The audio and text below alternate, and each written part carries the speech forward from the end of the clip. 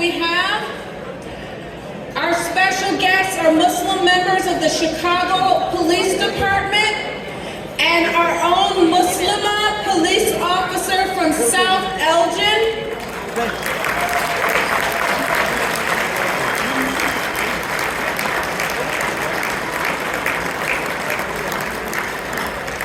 We want to thank you all for joining us this evening and for your dedication and your service to our community. We want to make sure that we give a real and loud round of applause to these men and women who keep us safe every day.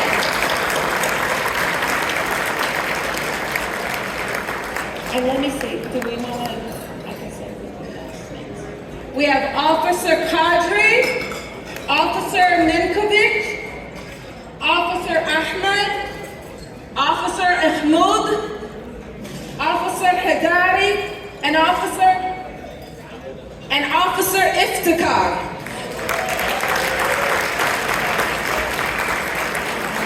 Now I've got to tell you that it makes me feel really happy to introduce officers from our community, but I suspect that it makes them feel really happy to stand on a stage where your names were pronounced correctly. Correct? Okay. First time. Again, thank you very much for joining us. Please enjoy your dinner.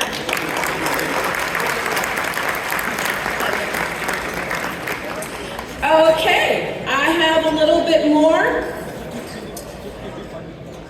Bismillah ar-Rahman ar-Rahim, al-Muhaymin, the preserver of safety. As I mentioned before, this wonderful gathering and the daily work of CIOGC's dedicated staff would not be possible without many blessings from Allah subhanahu wa ta'ala, but also from gracious support from our sponsors, and I'm only going to name a few. These sponsors include the Prayer Center of Orland Park, Islamic Center of Naperville, the Mecca Center. Oh yeah, feel free to shout out from your table if you want to. Okay. The Downtown Islamic Center, the Mosque Foundation, Penny Appeal USA, the Islamic Food and Nutrition Council of America, the Islamic Foundation North. I'm going to say woo because that's my home mosque. Also, the Syrian American Medical Society. We are blessed to have Dr. Zahir Salou in our community. Welcome back. May Allah subhanahu wa ta'ala always preserve you and always keep you safe. Dr. Salou travels the world. For anyone who doesn't know, and I don't know how you couldn't, but Dr. Salou travels the world with his teams, going into places where medical care is not available, usually because of war. And his dedicated team helps those who have no other resources. So again, thank you for blessing us with your presence and also for being a sponsor of this event. And may Allah bless you and your team. And I would be remiss if I did not point out that Islamic Relief USA is also a proud sponsor. We are equally grateful for our CIOGC board members, including Dr. Abdul Ghani Hamadi, who is chairman, Vice Chairman Mohammed Sarwar Nasser, Secretary Shireen Hussain, Treasurer Shoaib Qadri, Executive Director Brother Abdullah Mitchell. Also on the Board of Directors, Hamas Ibrahim, Shafiq Abubakar, Zulfi Khan, Abdullah Shuaibi, and Qadri Abdullah, who graced us at the very beginning with Surat al-Fatiha. Jazakallahu khair. May Allah subhanahu wa ta'ala bless you all abundantly in this life and in the next. We are also truly grateful this evening to be joined by candidate for Cook County State's Attorney Office, Clayton Harris, and his team, by Illinois State Representative, and I'm just going to add a little extra, and our personal superwoman, Illinois State Representative Nabila Saeed,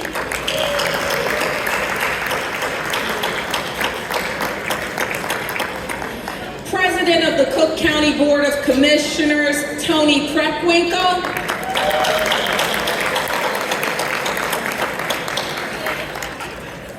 we are supported by Secretary of State Alexi Janulius. I would also like to thank and recognize the Consulate Generals of Pakistan, India, Turkey, Bangladesh, Indonesia, and Egypt.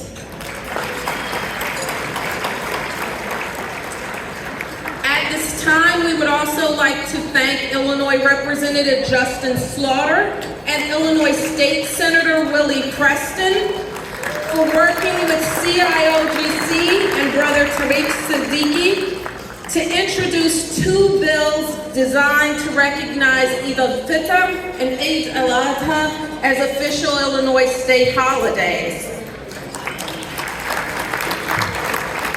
While this process will take approximately 1 year, this first step has been a dream of our community for decades, and so we would like to thank Representative Slaughter and Senator Preston for this very important first step. And now at this time, I would like to ask you to please join me in welcoming Executive Director of CIOGC, Brother Abdullah Mitchell, to the stage.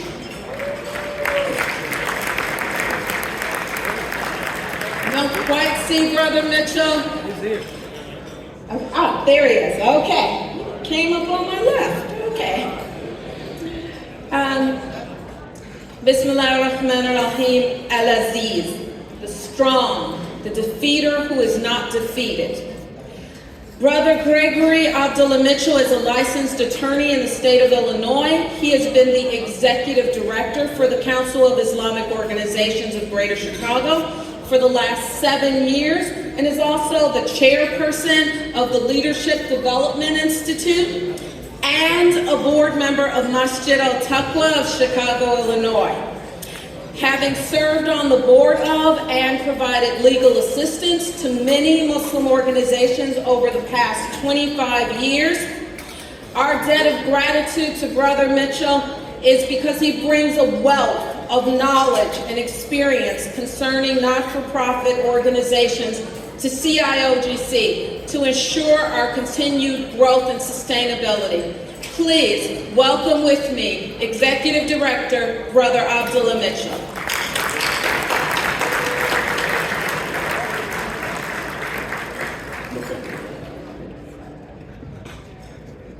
Assalamu alaikum.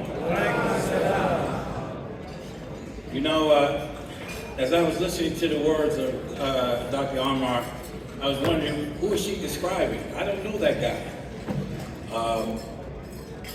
But in all honesty, as the executive director of this organization now going into its 31st year, it has been humbling, the work and the support that is given to this organization. It starts with a committed board who the MC has already outlined to you, who supports all the work that we do on behalf of you, the Muslim community.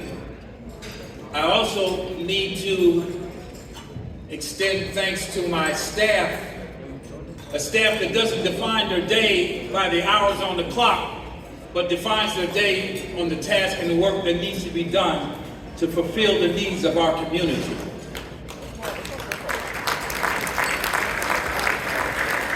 I also want to acknowledge the public officials, the civic leaders, the interfaith leaders who have joined us this evening. Join us in carrying forth a mission to better our Chicago community, but more importantly, to support this notion that the sanctity of life, whether it's in Gaza or on the south side of Chicago, it is sacred, and we must do all that we can as human beings to protect those lives. You know, I've also often been asked over the course of my life, Brother Mitchell, how did you become Muslim? It's almost as if they were looking for, is there a magic formula to understand or embrace Islam? And even though there is a logical reason that you may have accepted accept this faith, but the reality that what drives anybody in terms of their faith and belief is that connection. And for me, that connection was the very first time that I prayed. When I prayed shoulder to shoulder, foot to foot with other Muslims. Now, why was that so significant? Well, we all have our personal space that we don't want invaded. We only invite those who we want. And at that moment in my life, I felt I was invited into the lives and the beings of a whole lot of different people, some I've never met before. And this feeling that we are connected, that we understand not religious doctrines, but we understand the humanity that we all share. This is a humanity that we share, goes across not only our faith adherents, it's not only Muslim to Muslim, but it's all God-fearing people recognize and support this concept that every life is important. Our work over the past year, which you're going to be shared with you this evening, fulfills that legacy. How do we care for our fellow human beings? This is the work and mission of this organization, to support its member organizations in fulfilling this role as spiritual leaders in their community, as civic leaders in their community, as concerned human beings in this community. And finally, I need to acknowledge many of you here. You are our supporters. You, as they use a worn out phrase, are the wind beneath our wings. Without you, a lot of the work that we do could not be made possible.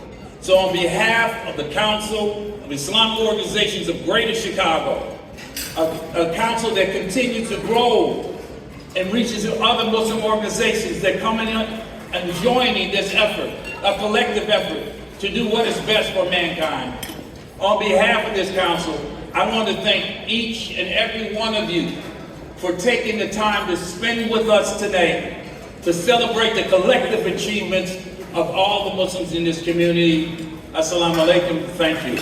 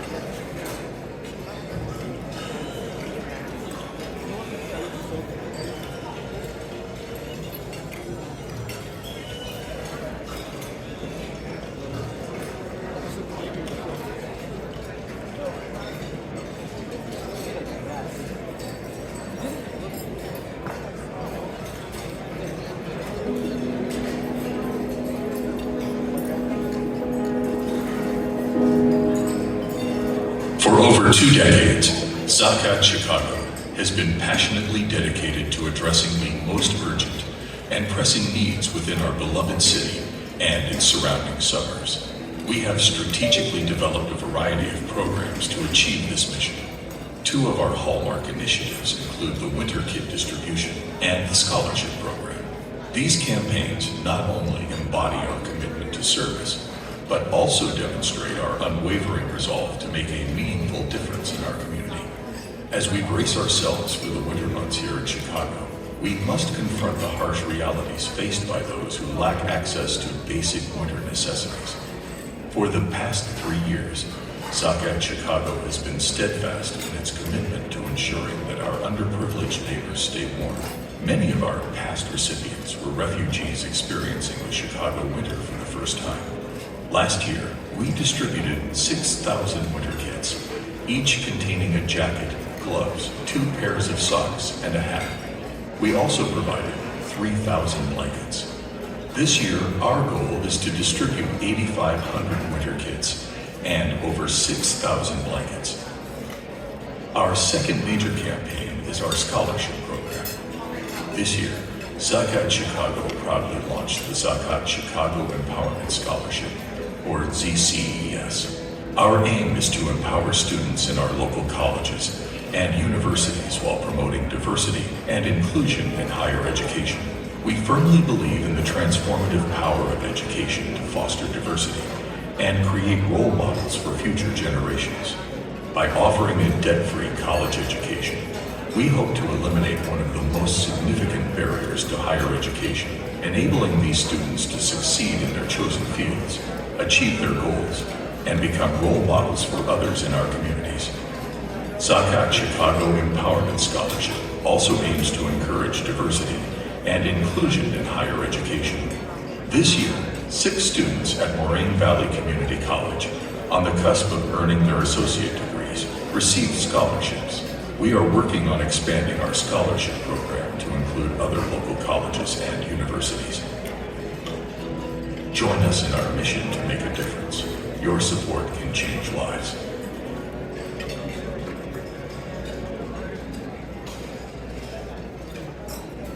This year, the world has seen some diverse calamities, from the Turkey-Syria earthquake earlier this year, to violence erupting in places like Sudan, to massive floods in Libya, earthquakes in Morocco and Afghanistan, and now the ongoing violence in Palestine. And every time, Islamic Relief is responding to the call through the support of our donors, volunteers, and staff. We are dedicated to providing emergency aid and find ways to really provide humanitarian support in places that are not getting helped.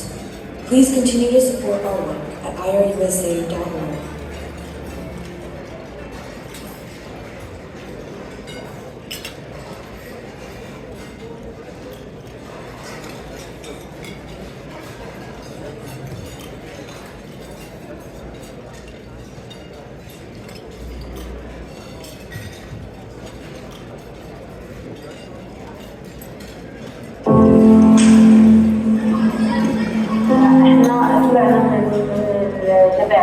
طلعنا في كان عجبنا الرصف، قالوا لنا انه ادخلوا، اخلينا. اجينا عند قرايبنا برضه القصر، يعني فيش امن، حتى هنا عندنا من المخيم، بس امبارحه قعدنا فيه المخيم. يعني مش حياه، لا كهرباء لا ميه، بالعافيه بنجيب الميه لنا، معاناه، عندي اطفال صغار، مش حياه هذا والله بصراحه.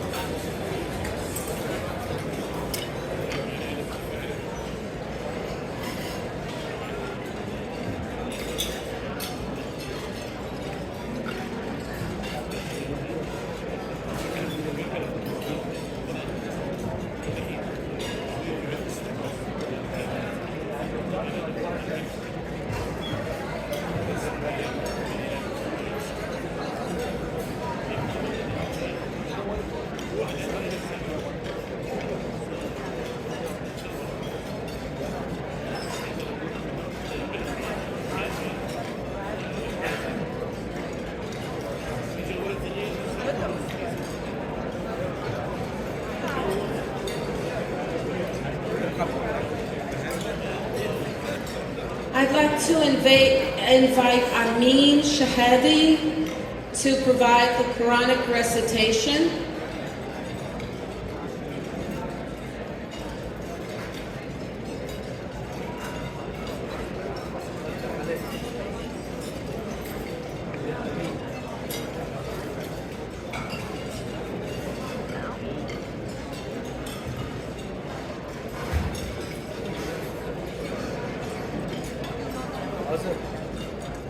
السلام عليكم ورحمة الله وبركاته.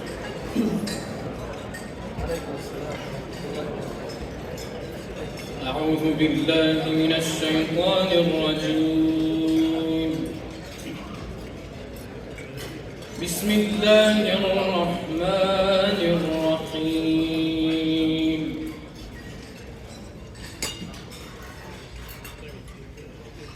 إن الذين قالوا ربنا الله ثم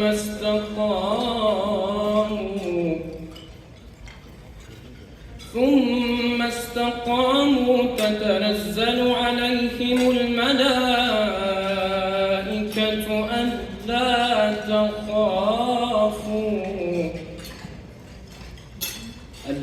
تخافوا ولا تحزنوا وأبشروا بالجنة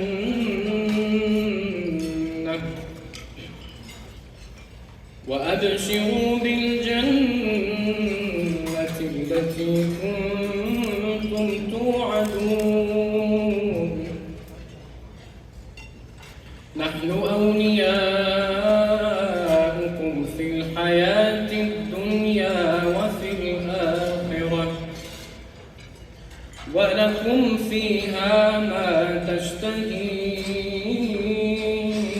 أنفسكم ولكم فيها ما تدعون. نزلا من غفور رحيم. ومن أحسن قولا ممن دعا إلى الله وعمل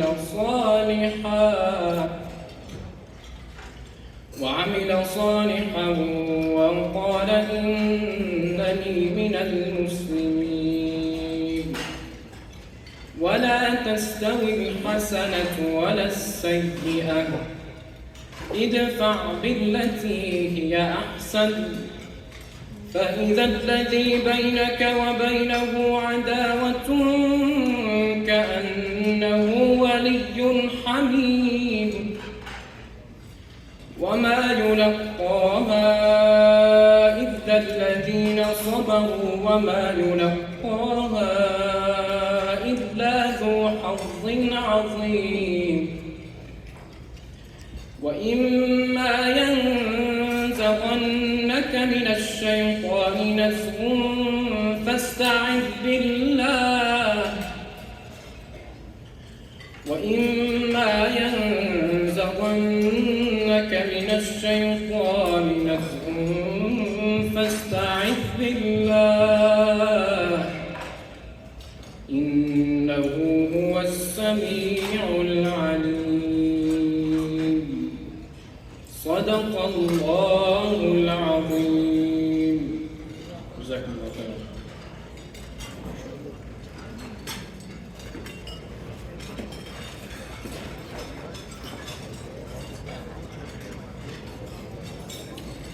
Jazakallahu khairan. Bismillah ar-Rahman ar-Rahim. Al-Bari, the maker, the creator who has the power to turn all entities. I'd like to introduce at this time the president of the Cook County Board of Commissioners, who has asked that her introduction is simplified, but whose work has been tremendous. Please help join me in welcoming President Tony Preckwinkle, the advocate.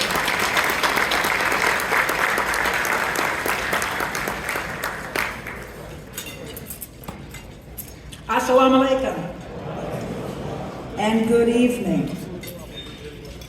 I know that during the recent challenging weeks, in particular, the Council of Islamic Organizations of Greater Chicago has supported its members with networking, informational seminars on protecting your rights and staying connected, all of which are critically important. I know the Council has been working with member mosques and organizations to provide extra security during these times and has collaborated with several organizations that have been providing meals to new arrivals in Chicago. This is critically important work and public service that the Council provides day in and day out, year in and year out. Now tonight's a time for celebration, and we're here to celebrate the 31st anniversary of the Council of Islamic Organizations of Greater Chicago. The Council has advocated for nearly 500,000 people in the Muslim community in Chicagoland for more than 3 decades. I know that the Muslim community has been the subject of hate crimes and suspicion, and I encourage you to support our Democratic candidate for State's Attorney, Clayton Harris III, who is committed to protecting the rights of all of our faith communities. Cook County is proud to count you among our most trusted partners, and we look forward to our continued partnership. Again, congratulations on your 31 years of service, and I wish you many more. Thank you very much.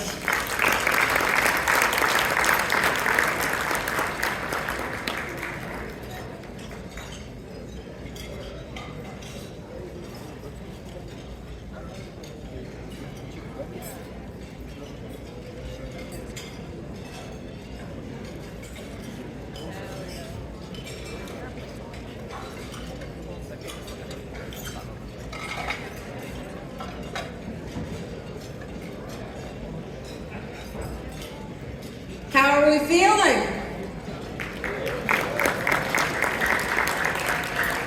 Oh, we could do better than that, right? Right? How are we feeling? Okay. Yeah, and we should be, because we're blessed with each other's company. We're blessed to be together.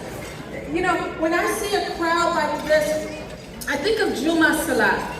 And how every Friday Allah subhanahu wa ta'ala brings us together so that we can see one another, we can be with one another, we can come to know one another. Because mankind was created in different tribes, in different colors, so that we can come to know one another and not to be divided. We live in a world at this time where there's a lot of division. There are a lot of reasons that people have to claim that this particular way or these particular people, or that something about Allah subhanahu wa ta'ala's beautiful humanity doesn't seem quite right to them. And we are reminded as Muslims that it is this unity, this diversity that brings us together again and again and again in the celebration of our Lord. So I want to just point out what that diversity looks like. We have brothers and sisters from throughout the MENA region. We have brothers and sisters from Syria and Jordan, from Egypt. We have brothers and sisters from Palestine. We have brothers and sisters from Lebanon, brothers and sisters from Nigeria and Ghana, brothers and sisters from India, Pakistan. We have brothers and sisters like me, born and bred right here in Chicago, Illinois. And here we are, all together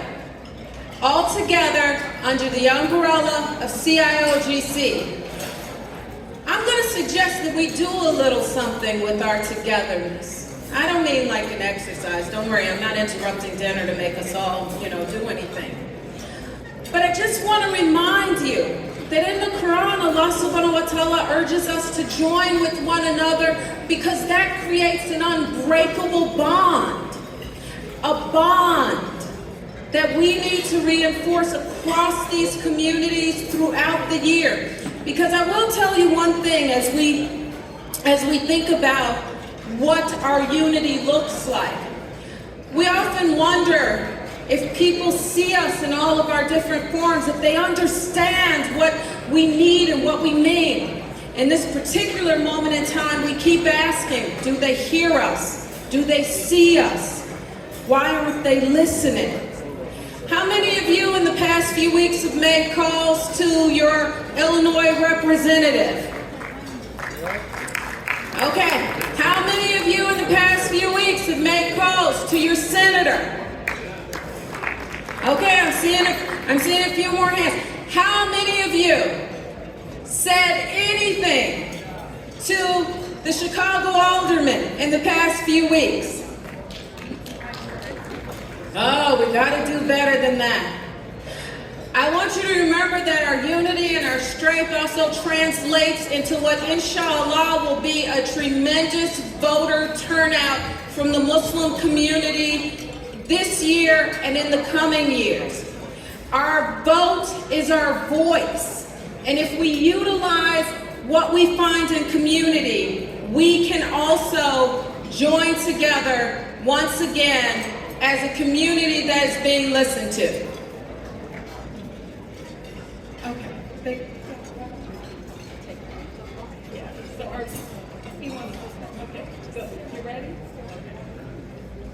Okay.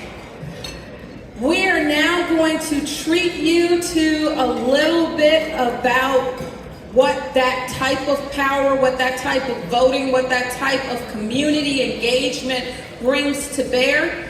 We're going to, I'm going to invite CIOGC Board Chairman and Muslim Action Network Chairman Irshad Khan to the stage. Irshad Khan is the former chairman and current civic engagement chairperson, as well as the CIOGC Muslim Action Network board chairman. And he will be telling you a little bit about what we do with our united power.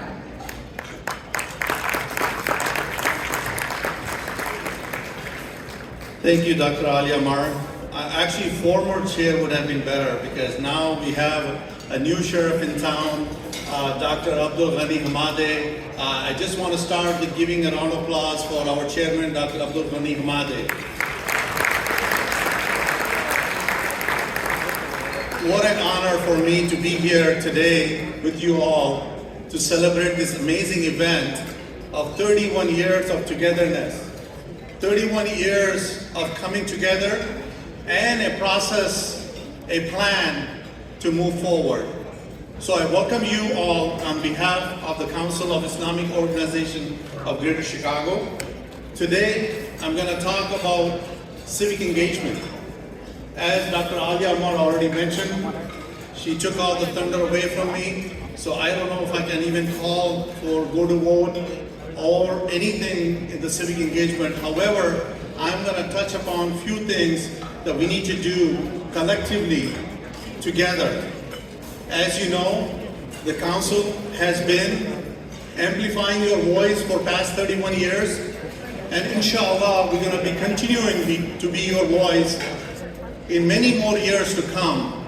We hear you, we represent you, and we make sure that we are well represented, and with our engagement with elected officials and those who we have built relationships over past 31 years. And we're going to continue to do the work and continue to be your voice, and we're going to continue to amplify those efforts, especially now. I understand the community is sensitive about the things we are all going through, but I can assure you that our engagement should be much more now than before. I think we should be more engaged now than we were before. So I'm calling all of you today.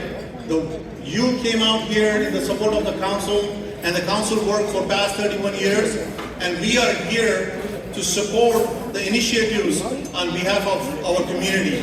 So before I get into some specific asks and some programs, I want to start with some good news. I want to start with something good that we work together to make it happen. As a few weeks back, or maybe a month ago, the community came to us and there were very sensitive issues that they brought to our attention, especially in the Chicago area. The Chicago Landmark building, which is now currently housed for the Bally's Casino. There were some Arabic calligraphy on that building. A lot of you called us and said there has to be a process, there has to be some discussion, and we need to address that issue because we understand, as your voice, we wanted to take that. So what we have done, based on our collective effort, and thank you, Sister Arjuban Khan, for hosting the meeting with us, with Alderman Raleigh and City Council, Landmark Association of Chicago, and our relationship with the City of Chicago Mayor's Office, we were able to, alhamdulillah, address that issue. Can I see the picture? This is our collective efforts. This is our effort working together to make sure that we are addressing the needs of our community and addressing this in a timely manner. So this way we are being your voice and we are representing you. So with that, I'm going to get into the specific of civic engagement, and especially I'm going to focus today on Illinois Muslim Action Day, because that is the one signature event that has been going on for a few years. There is a fourth element to that Illinois Muslim Action Day for us. Once a year we go to Springfield and be your voice. We advocate on behalf of you. We represent you in the Springfield. For this year, alhamdulillah, we were able to put a lot of bills and we got those bills approved. And we have been working behind the scene to make sure that next year, before the session starts, that we are making sure some of those bills that is closer to you can be represented in that area. So without going further, that today I want to bring some youngsters. One of the area for IMAD is our PAGE program, which is our youth, which is the future leaders of us. And today you're going to hear from some of them about their experience as they were in Springfield. So first, I want to call Haris Khan to come and share some of his experience when he was in Springfield. Haris?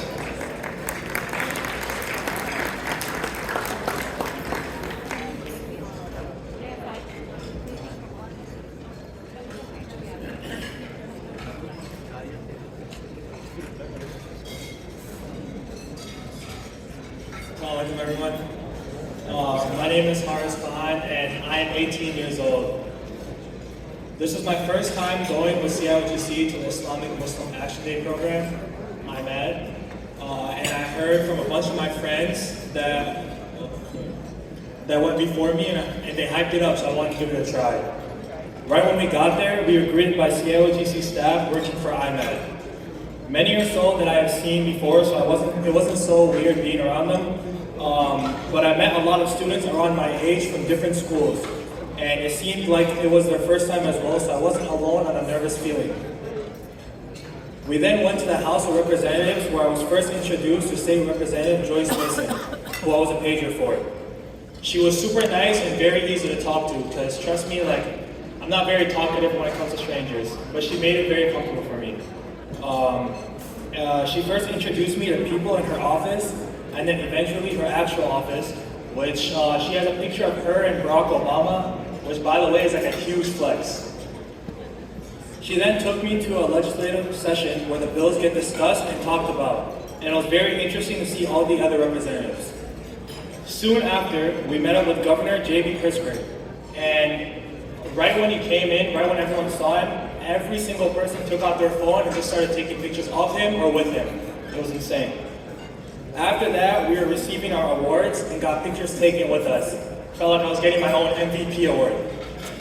But overall, the trip was an unforgettable experience and one for the books. Truly motivated me to start thinking of ways I can give back to my community and do better. I wouldn't hesitate at all if I was given an opportunity again by CIOGC. Thank you, and assalamu alaikum.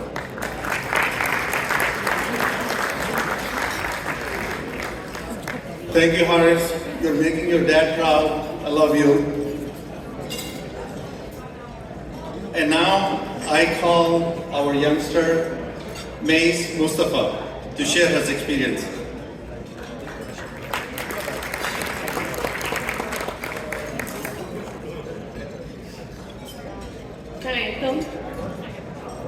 My name is Mace Mustafa and I'm 17 and I'm a senior at Oxford School.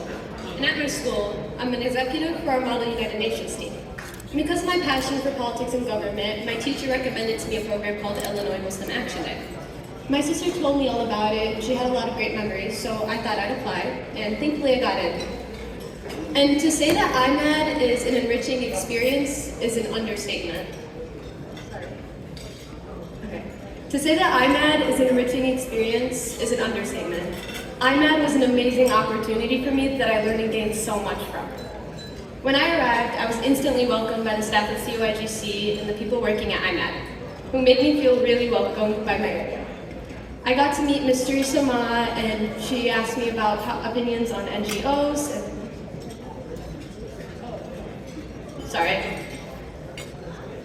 So yeah, I was met with like-minded students from all over the county who also had opinions on the NGOs we were passing today in the bills.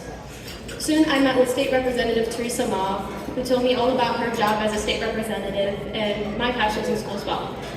We met with an NGO that was discussing a bill on allowing students in public schools to have free breakfast. She even asked me my opinion on the matter, and I got to discuss how similar work I did in student council at my school meant to me. Soon we went into committee session. I remember walking in and looking around in awe about how beautiful the building was. During the committee session, I listened to excellent speeches about bills that were being passed. I even got to meet Governor J.B. Pritzker and Governor Stratton, where I remember feeling like I was meeting famous celebrities because everyone had their cameras out and lights were everywhere. And as we were receiving awards, my state representative looked at me and she said, "Mace, what do you plan on doing after high school?" I looked at her and I said, "Something great like this one day." IMAD truly inspired me and engaged me to my passions to work in a career in government and politics. It made me realize I want to hold a position where I get to bring my community closer together. And IMAD isn't just an event, it extends into our students' futures. It inspires so many of us to remind us how important a community is and how our voices matter. IMAD was a fantastic opportunity for me, and inshallah I hope to attend next year too. Thank you. Thank you, Mace. Thank you for sharing your experience. And now the last speaker for today for IMAD is Will Asarur.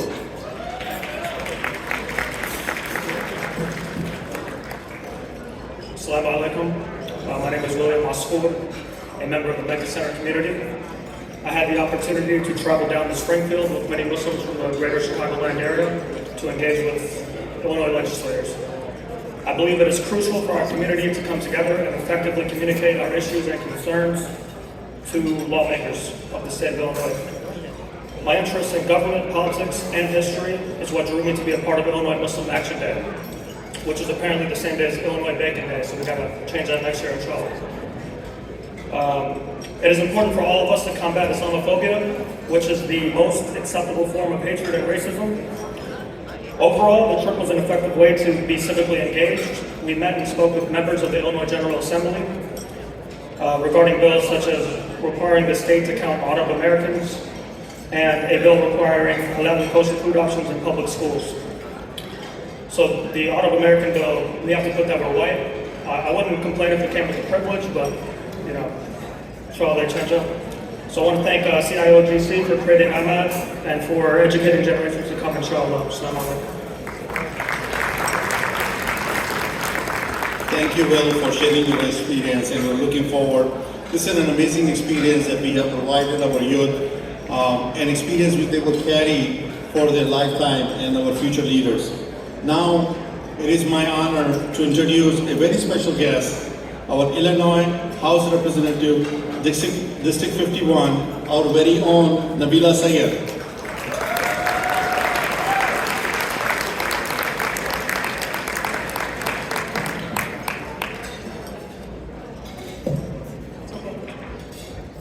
Assalamu alaikum, everyone.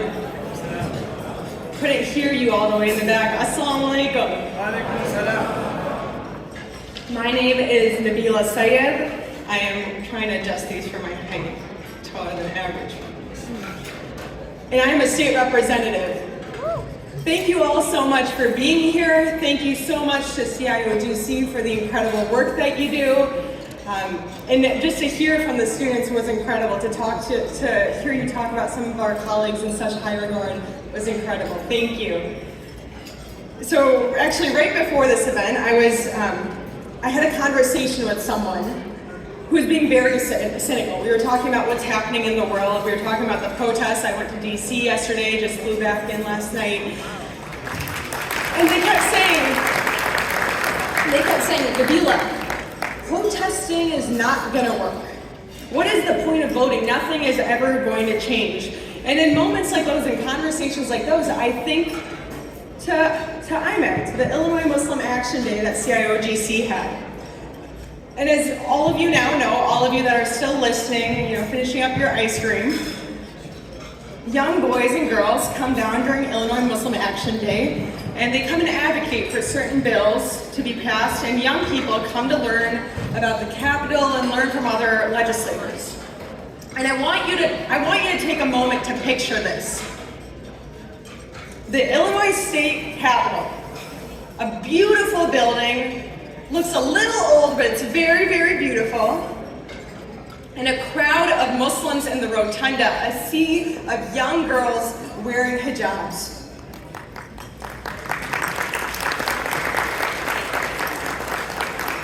Oh, look at that picture. Clap again for that picture, that's incredible, right? And at a time where, at my workplace, or at a time at your workplace actually, at your workplace where you go to work every single day, among your friends, among your colleagues, you might feel so alone, just as sometimes I do in the Illinois State House, being the only hijab-wearing legislator. I reflect on moments like these, moments where I felt hopeful, where usually in that building I'm one of two hijab-wearing women, one of the youngest people in that space, but at that moment, I was not alone.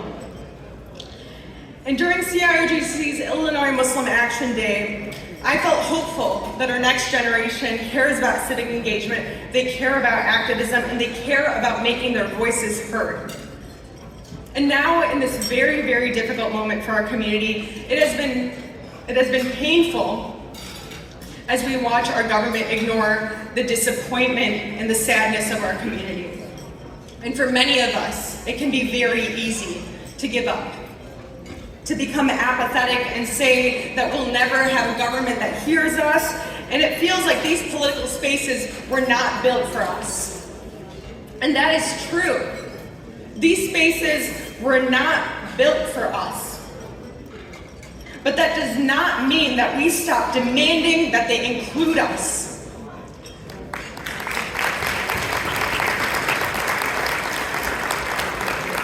My election as the first Muslim woman, as the youngest woman ever elected to the Illinois General Assembly, was a form of resistance for a system that makes it difficult for young people and for minorities to run for office.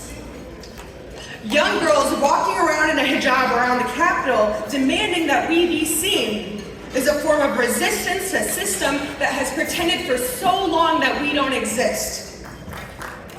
And all of us voting and being politically engaged is a form of resistance to a system that has ignored our voices. And marching in Chicago and DC and demanding the humanity of our Palestinian brothers and sisters is a form of resistance. And we must not stop resisting as a community. We must not stop demanding that we be seen. And I'm hopeful that inshallah someday we will have a government that truly reflects the will of its people. And when that day comes, we can remember all the little ways in which we resisted, just like I'm doing to that time card over there. It's telling me it's time to cut it. Thank you all so much for being here. Please continue to support CIOGC and the incredible work that they do. Please do not stop resisting. Thank you.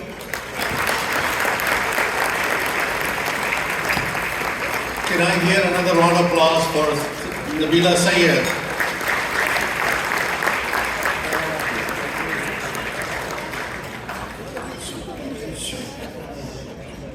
So I just want to leave you with this. In my closing, there is a lot of work needs to be done together.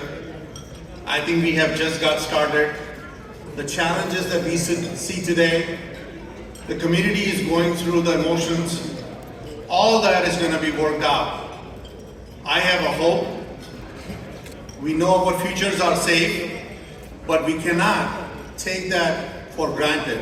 I think we should work together, and this is where the platform of CIGC offers you to come and join us hand in hand and work together to make a brighter future tomorrow. Assalamu alaikum. Assalamu alaikum. I'd like to invite Illinois Representative Justin Slaughter to the stage. Representative Slaughter will be speaking for 1 minute, please.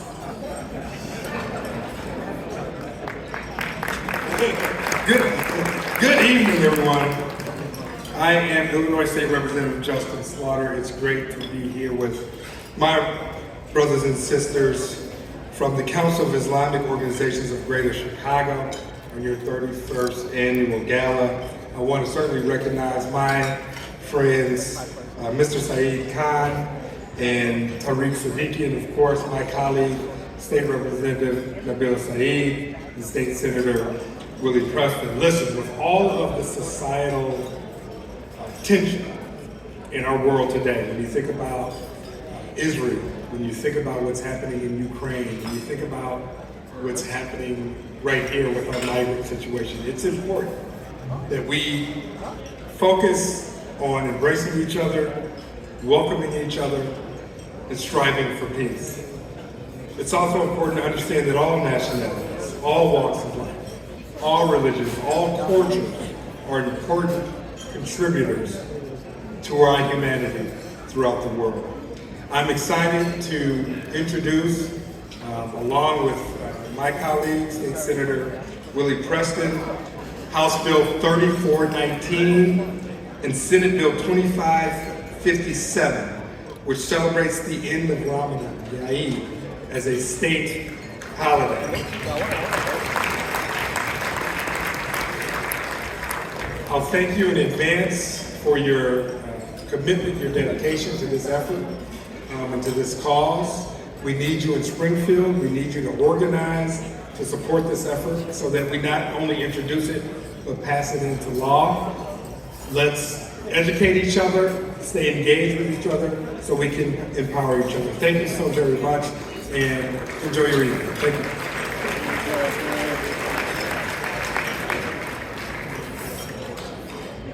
Okay, as we continue with our evening, let me get us back on track a little bit, but let me also mention just a few people as I find my space.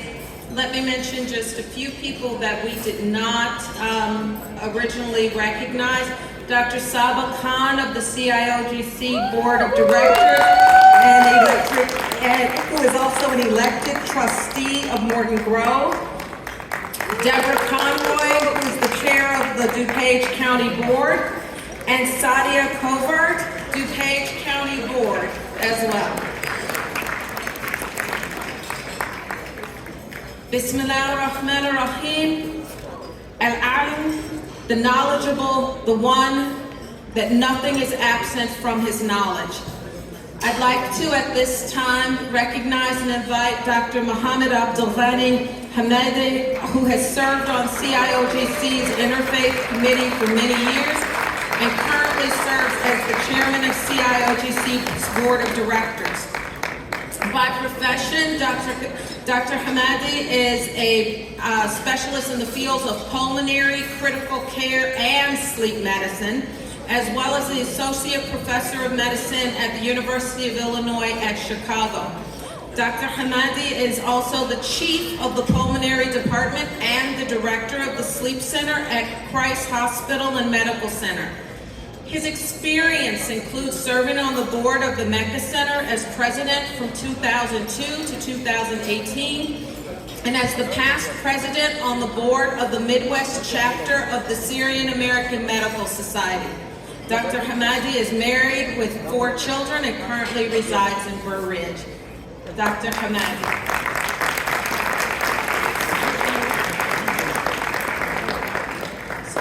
So how many minutes do I have?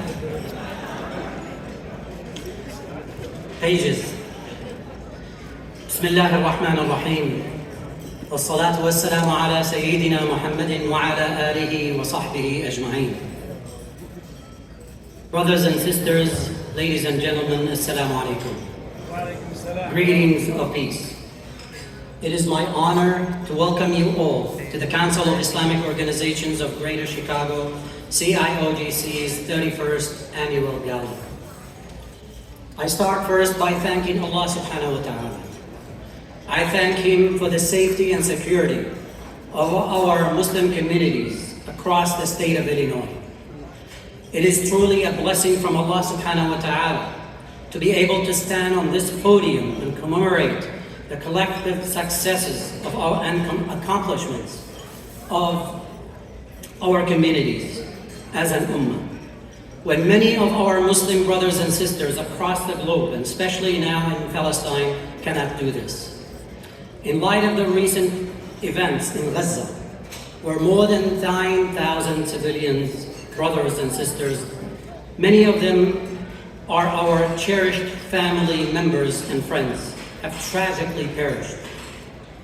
We are especially thankful to Allah subhanahu wa ta'ala to our privilege here to celebrate 31 years. I also would like to thank our organizing committee, which put this wonderful event together. Our co-chairs, Sister Samina Malik and Shireen Hussein. Shireen unfortunately had to leave to London urgently to take care of her ailing father, so we pray to him, inshallah, for his shifa. I also would like to thank our volunteers. Please stand up and get recognized. Volunteers.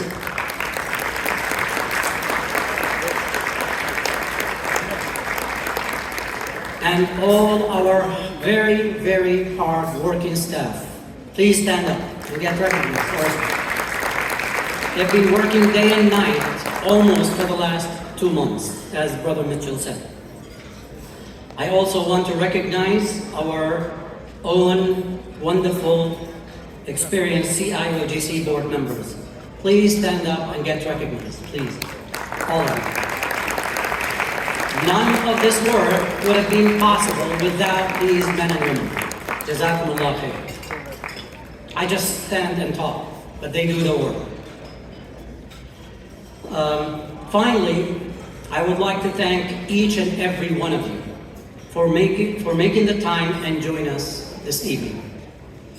This is a very difficult time for our communities as we are witnessing injustice, oppression, and innocent lives being lost in the most brutal ways in Gaza that have killed over, as I mentioned, 9,000 civilians, including over 4,000 children. We also are facing many challenges here at home, as Islamophobia is on the rise. We just buried a 6-year-old child, Wadia, right here in our backyard, after he was stabbed to death for being a Muslim, and his mother attacked and wounded after his neighbor was radicalized. Our mission, CIOGC's mission, has always been to strengthen the bonds of our diverse communities and promote understanding and cooperation. Today, we see this mission come to life. We need to join together at this time more than any other time. We stand together in calling for an unconditional ceasefire.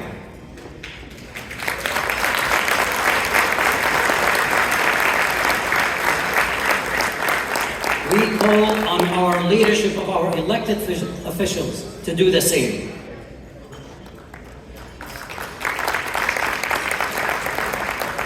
This year has been marked with multiple disasters that inflicted our ummah, starting with a devastating earthquake in Syria, Syria, and Turkey, followed by another earthquake in Morocco, and then the flood in Libya, and another earthquake in Afghanistan, and now the devastating loss of civilian lives, with the continued occupation and dehumanization of our brothers and sisters in Gaza.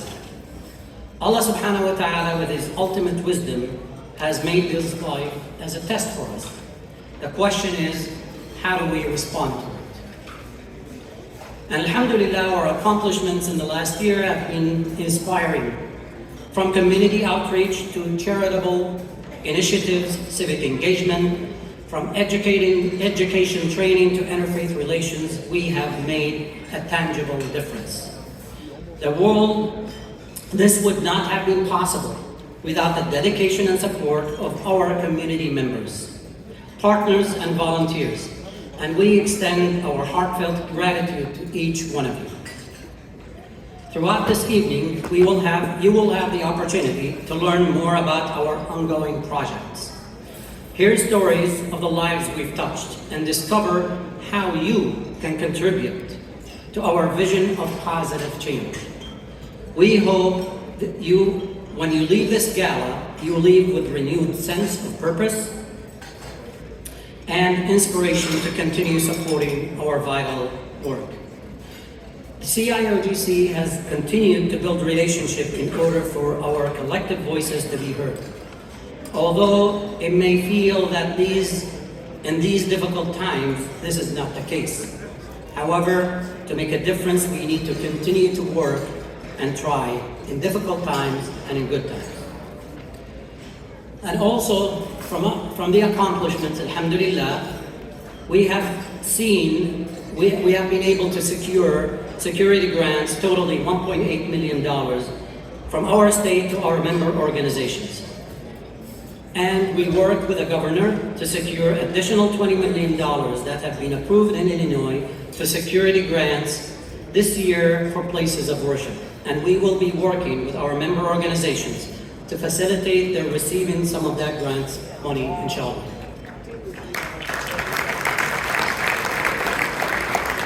So with the crisis that inflicted us, we can, I think, learn several lessons. And I want to point out 3 of them that is pertinent to our work here. Number 1, we need to build our capacity in order to face these calamities. Last week we were here, Brother Ahmed Rihab, Care Chicago, said something very important. What we do today may not affect us or give results tomorrow. But when we build our capacity, we make sure our next generation will get the results. That's why you're here. Second point, we need to work together, collaborate and cooperate and work and coordinate our work.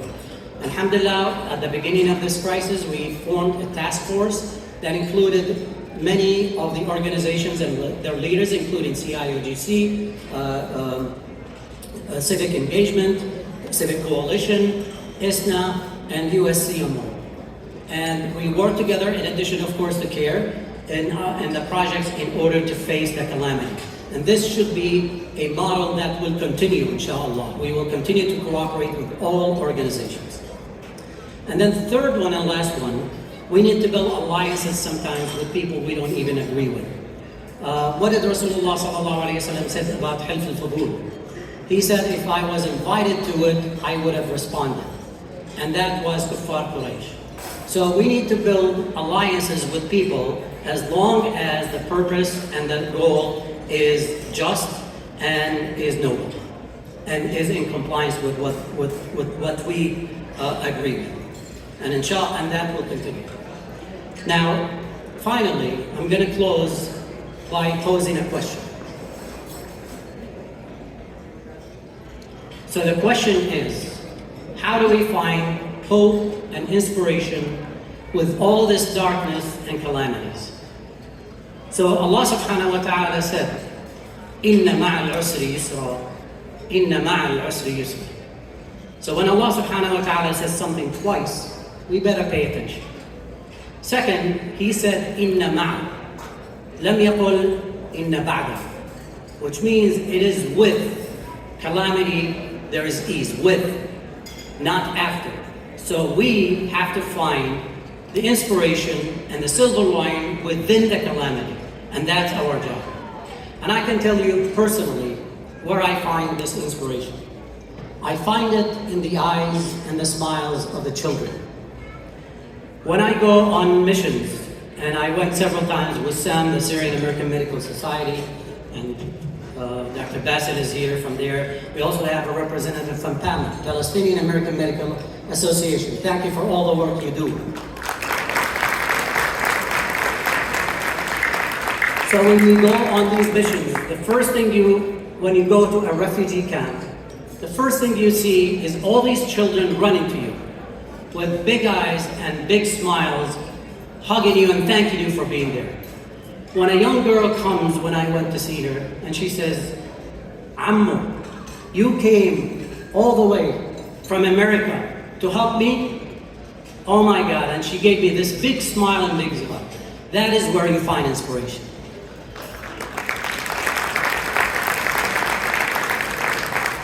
When you enter into the intensive care unit in Idlib, the northwest of Syria, after the earthquake, and you find this young girl with crush injuries, and very sick, lost all members of her family, all of them, including her baby. And you ask her, how are you doing? She says, alhamdulillah. It's the will of Allah, and I cannot even object to that. This is where you find inspiration. You find inspiration in these children. And I'm confident, inshallah, after all of this done, we will go to Gaza, we will talk to the children of Gaza, and we will get inspiration from the children of Gaza.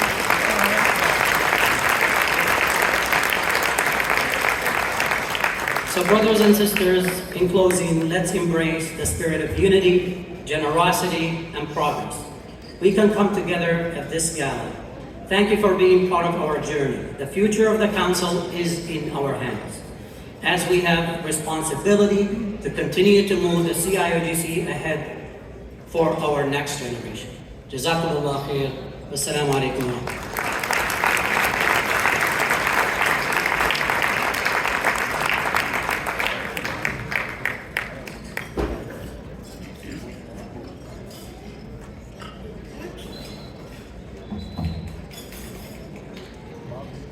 Bismillah ar-Rahman ar-Rahim, Al-Basit, the enlarger, the one who constricts the sustenance by his wisdom and expands and widens it with his generosity and mercy.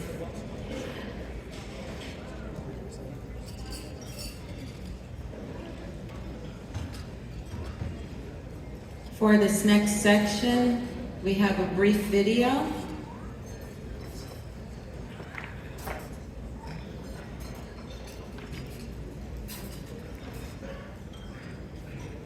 Is the video ready?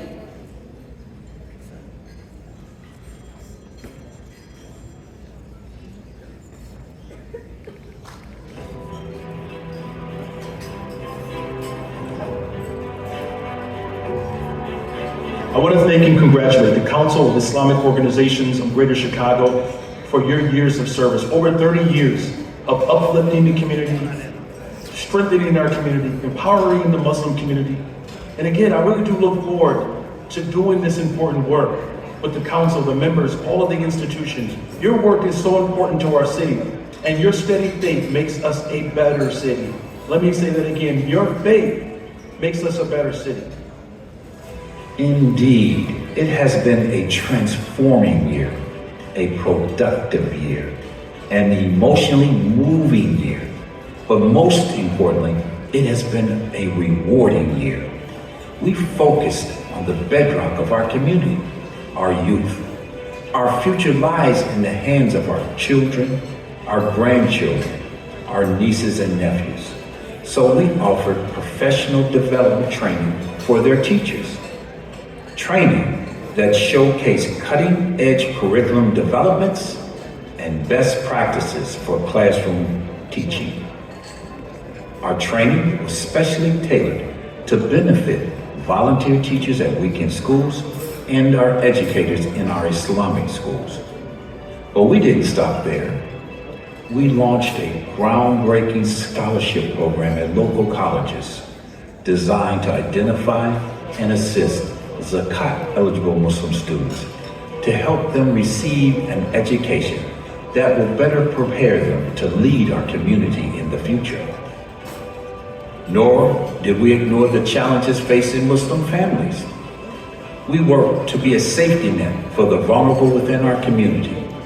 We hosted a seminar where we assembled knowledgeable imams and scholars to address the challenges that Muslim families face today, whether it's mental health, the challenges to our youth, the curriculum being taught in public schools. These talented imams provided support and guidance for our families. We funded food pantries, distributed winter clothes to the needy, administered state grants to prevent homelessness.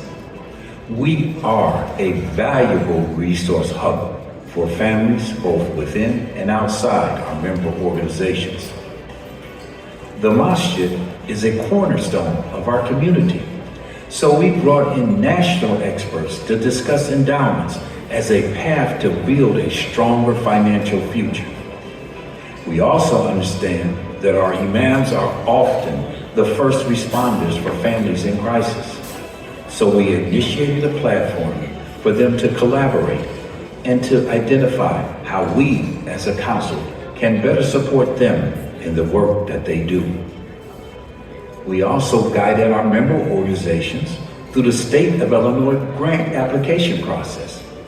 Our members were awarded $1.8 million in state funding. But our focus on mosque, youth, and families has not diverted our attention from our primary obligation to be the voice of the Muslim community. To achieve this, we went where our voice can be heard. For nearly 2 decades, Illinois Muslim Action Day has been our platform of advocacy in Springfield. We've met with legislators and other state officials to convey your policy interests and concerns. IMED provides our youth a unique opportunity to understand how government works as they serve as interns for Illinois legislators. All of this incredible work has been made possible by our dedicated staff, board members, volunteers, and of course you, our passionate supporters. But our work is far from being over. The current humanitarian crisis in Palestine tests our commitment to the principle of the sanctity of life. We've witnessed the repercussions this crisis has brought to us here in Chicago in the form of rising hate speech and hate-inspired violence. Wadia should be in school today. Instead, where are we? At his funeral. I have seen children under the rubble. I have seen children torn to pieces from war. I have never thought I will see this here in America. Now, more than ever, we need your help. The challenges have soared beyond our current capacity, and we're calling on each one of you to stand with us to continue to build the Muslim community. This can only be achieved, this vision, with your unwavering support.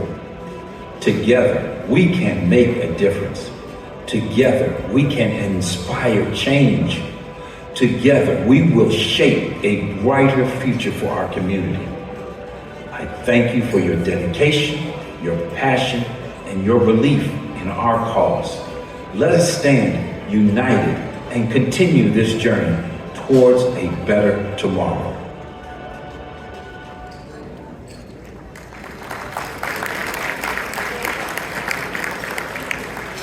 بسم الله الرحمن الرحيم الحمد لله والصلاة والسلام على رسول الله. I told the sister, our MC, I don't need introduction. I want to grab the moment right after the video is done to tell you that if we just stand in this unity, that we can proudly say we have a council that represents us all. It is by itself a gift from Allah subhanahu wa ta'ala that we need to protect, for if it is for the major or the minor things, it speaks on our behalf. One of the scholars once was asked, ما علامة القبول? What would be a sign that would let me know that what I'm doing is accepted by God? And that scholar said, مزيد من الإقبال. As long as you are keeping doing the same thing you have been doing again. And if we are celebrating 31 years of the establishment of this council, and every year you show up, and you are all either board members, presidents, chairs, volunteers, activists in your community, in your organization, hopefully, inshallah, this will be a sign that Allah subhanahu wa ta'ala is accepting from us. And it was only like the call that Dr. Hamadi just mentioned to demand ceasefire, because it's not just about the child Wadi' al-Fayoumi who was killed here in Plainfield. It's about every child also dying still in Gaza, and we are counting. It is enough to stand in support with the Council of Islamic Organizations. I'm going to get through to the point right away, because I'm here for money, and we need your support. And I'm going to ask it on two levels. A level that an organization should provide, if it was a masjid, if it was a center, if it was any type of service organization, or individuals. Individuals at the end of every, even organizations who donate from their money, they are donating from the individuals who gave that. So we want to open the door for the $25,000 pledge to see who among our organizations here in Chicago that will take the honor of supporting the work of the Council of Islamic Organizations, inshallah ta'ala. I know Dr. Hamadi has his network, and he made some few phone calls, including myself. So I can pledge on behalf of the Prayer Center of Orland Park the first $25,000, inshallah. And here we have the written, they had them all listed on the sheet. So it is our honor to stand strong and give this support, inshallah ta'ala. But we need more organizations to step in. And I'm sure others have been made their pledge. So maybe we can go ahead, and I ask you to recognize each name and give them the respect by a round of applause. Mecca Center, $25,000, please give it a round of applause. Our own Mass Foundation, another pledge of $25,000, give it a round of applause, please. So that's 3 so far. And we have our own chairman, who is the chairman, who has taken a lot from his own time. I know what it means to be a chairman of the board of Council of Islamic Organizations. You have to put your work on the shelf a lot of times and go be there and to be on the call, and emergencies happens. But mashallah, he's always there. Dr. Abdul Ghani Hamadi pledging $25,000. Give it a round of applause, please. So that's the first 100, I guess, from 4 names. We need the next 4. Who are the next 4 individuals who can, or organizations? Where's number 5? Is there one hand in this audience that can make the honor, I don't want to say the burden, it's an honor to give fi sabilillah azza wa jalla.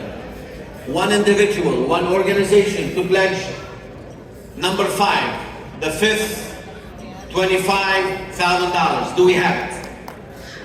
Do we have it in the audience? At least one. If these were the only names that Dr. Hamadi was able to pull this 25 grand, can we get one here in the audience tonight who might have thought of doing only 10 or only 15? Can we ask you to make an extra job? And let me tell you something. Even masajid who think that, or organizations who cannot afford that amount, whatever you can. And this is zakat also.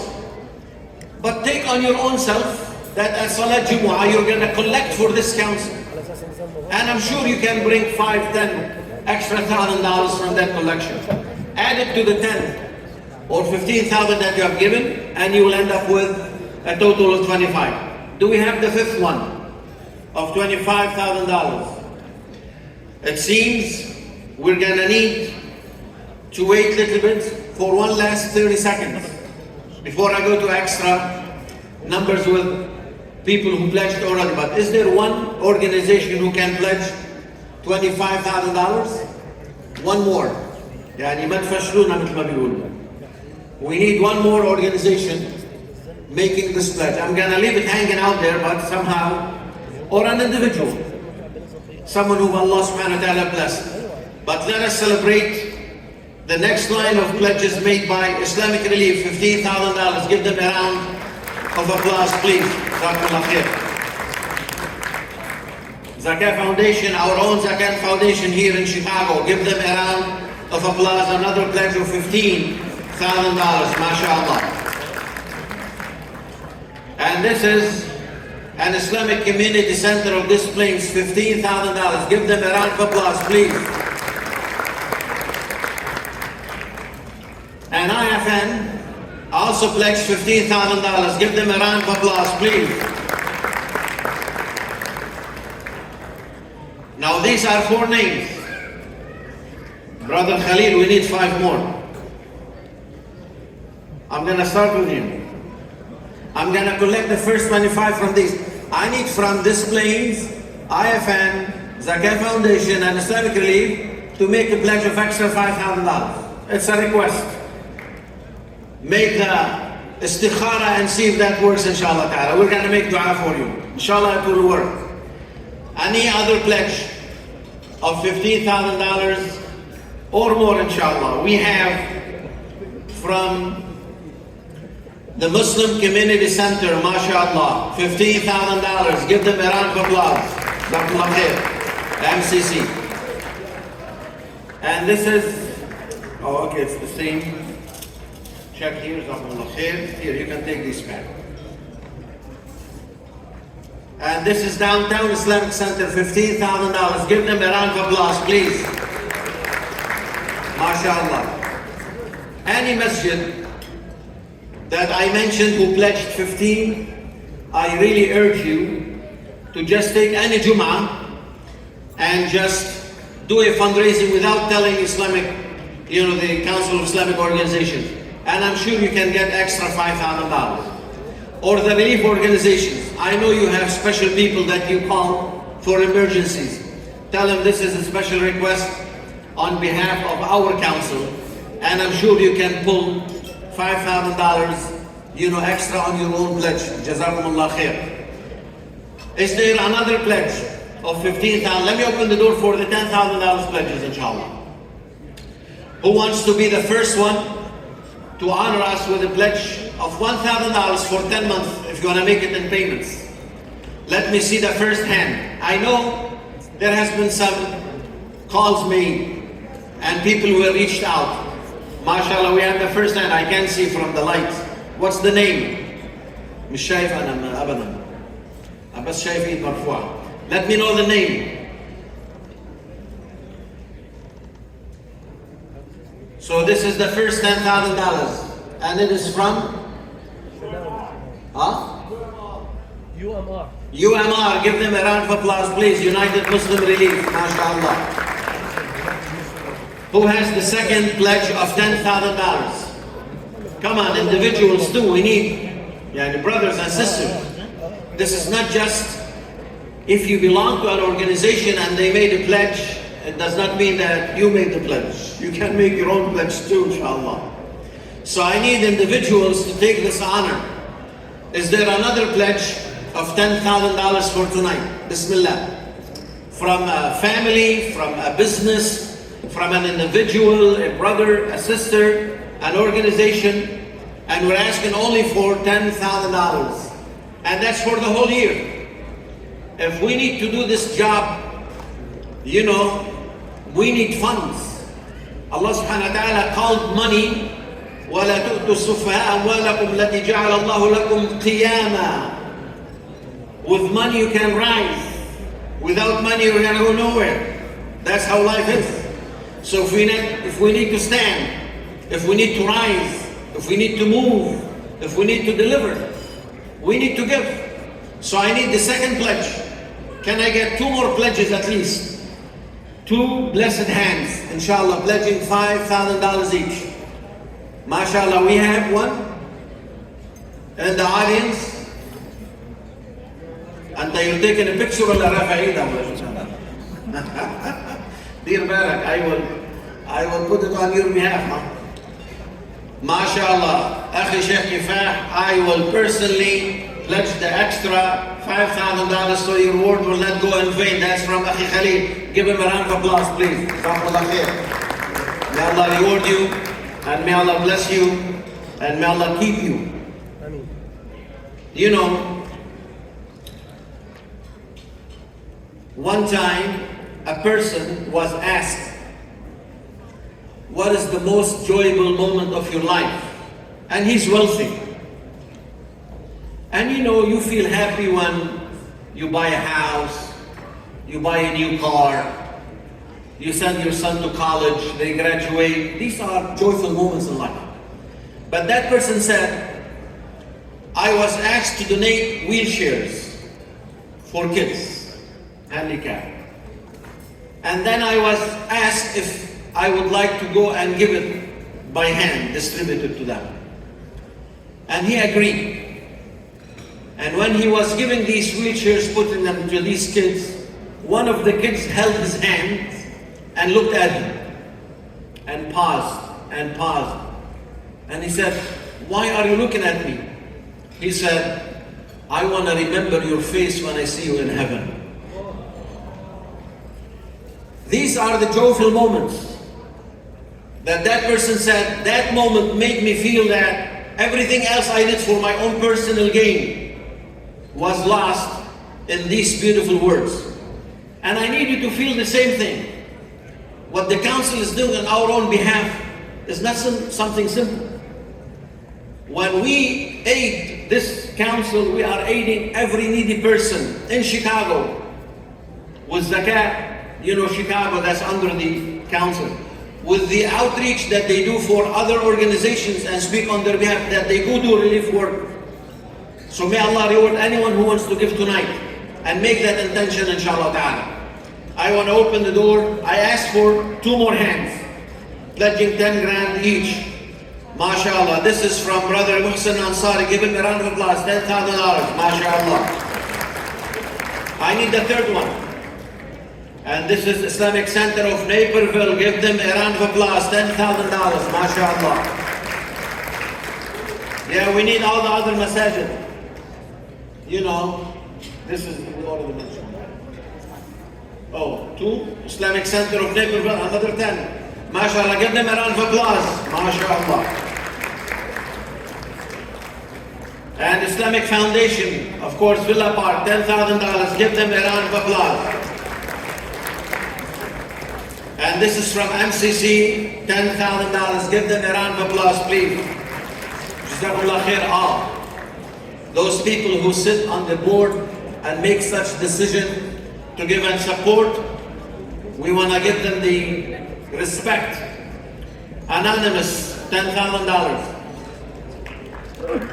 MCC was 15. It was not 10. Yeah, it was scratch and then. Oh, okay. Yeah, call them. So I was given a note that said 15 and 10. But the 15 was scratched and the 10 was left. So I mentioned 10. He said, no, 15. Okay, give them a round of applause. MCC, $15,000. And this is someone anonymous.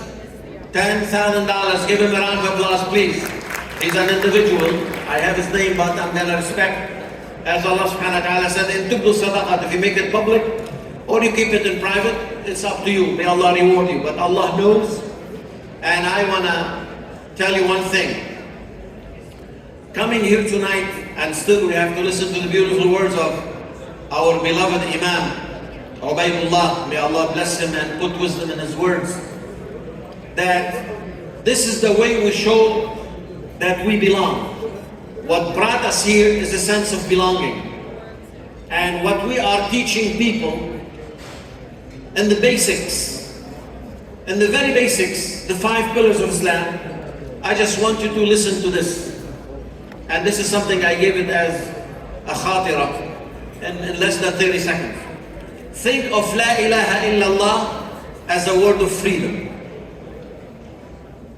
Because if you declare that there's only one God, it means everyone is equal. No one is to be under anyone else.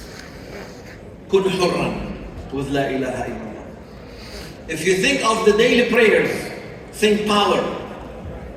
Because salah brings you closer to Allah. Wasjud waqtarib. If you prostrate, you draw near. And whoever is close to Allah has the back support from Allah subhanahu wa ta'ala. Kun qawiyan. When you think of zakat, think of a striver, someone who's doing jihad fi sabilillah, giving his money for the sake of Allah. Kun mujahidan. And when you think of fasting, you think of patience. Kun saburan. And when you think of hajj, you think of unity. Kun jami'an. Be all. So kun hurran, kun qawiyan, kun mujahidan, kun saburan, wa kun jami'an. This meaning can resemble with the last part. We come all, exactly like hajj. That's what was said by our own MC in the beginning. That with the diverse presence of everyone, it brings this strong bond among us. It makes all these differences vanishes and disappears, and it brings us power, inshallah. Let me open the door in the name of this unity for the pledges of $5,000, $1,000, any amount, $500. I want to honor every single dollar that comes to this council. We want to celebrate it, inshallah. And let me just tell you one thing also. One of the scholars of our past century by the name of Mustafa Rafi'i rahimahullah, he said, السعادة في العطاء لا في الأخذ. True joyfulness and happiness is when you give, not when you take. Think of that. When you give, you feel you have won yourself. And you have made some striving and you won. And he gave an example, very interesting. He said, like a fruit on a tree. If it's ripe, its purpose is served when someone comes and take it and use it and eat it. But if it's left, that same sugar that made it sweet will cause it to fall on the floor and rotten and be wasted. Money is like that. If you just want to keep it yourself, brothers to the left, to the right, خلونا مع بعض. If we can keep the attention, please. The tables to my right here. We don't want to bother you, yani, raise our voices over your voices, but let us keep it together. When you want to just keep the money to yourself, it might be a fitna for you. But when you give it, you make the best of it and you feel the joyfulness. So let us see who has the first pledge of $5,000, inshallah ta'ala. MashaAllah. This is from Al-Aqsa Community Center, $5,000. Give them a round of applause. Inshallah, we will all go pray in Al-Aqsa, inshallah ta'ala. We have the second pledge from Al-Aqsa Community Center, another $5,000. Give them a round of applause, mashallah. So that's 10 total. And this is from our own brother Hani Atasi, from the chairman of the board of Mecca Center. Give him a round of applause, $5,000, mashallah. That's what I'm saying. We need individuals, not just organization names. I feel this is a must, that organizations are obligated, but individuals should feel the same responsibility too, inshallah. Give it a round of applause for Fairuz Khan, $5,000, mashallah. And let me open the door for these other pledges. This is $6,000 from Fairuz and Shahwa Khan. That's the same, I think, with another $1,000. Give them a round of applause, please. And this is from the Islamic Society of Northwestern Suburbs, $5,000. Give them a round of applause, please, mashallah. And we want to give it also for Islamic Foundation, $5,000. Give them a round of applause. I thought they made a pledge of 10. So this is the first payment, I believe. Jazakumullah khair. We can never pass a fundraiser without Islamic Center of Wheaton, Illinois, always making a pledge. Give them a round of applause of $5,000. Jazakumullah khair. Every place I go, mashallah, they always donate. Jazakumullah khair, and may Allah reward them. I want to open the door for individuals. Anyone would like to take a $5,000 pledge as himself or herself, as a brother or as a sister? Is there at least a couple individuals in this audience? Do we have 2 individuals in this audience that can make the pledge of $5,000 each? At least 2. Who will be the first one? That will give us hope we can get the second one, inshallah. Do we have one hand? One individual making the pledge of $5,000. At least one hand. I'm gonna keep it hanging out there. Let me see if we can get at least $1,000 pledge. نفتح الباب $1,000 inshallah. Who will be the first one to make this pledge? $1,000 for tonight. Bismillah. We have the first one. The name? Ali? Kaleem, mashallah, give him a round of applause, brother Kaleem.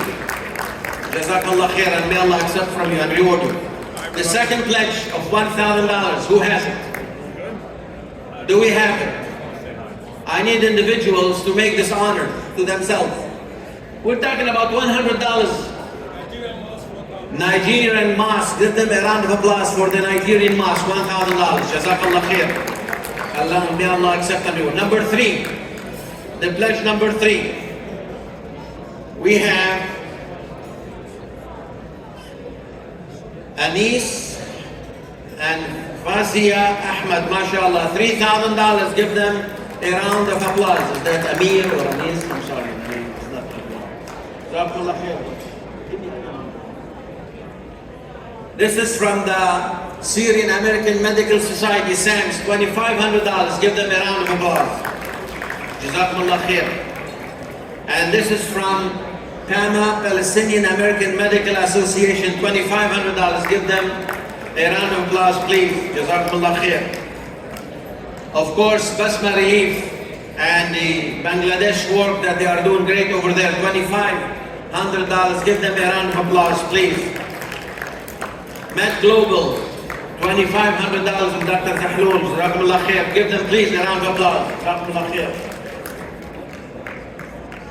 And we have here, mashallah, Muslim Association of Bolingbrook, $5,000. Give them a round of applause. Jazakumullah khair. May Allah reward you. And this is from our own beloved Shahnawaz Khan, $5,000. Give him a round of applause. Jazakallah khair, Akhi Shahnawaz.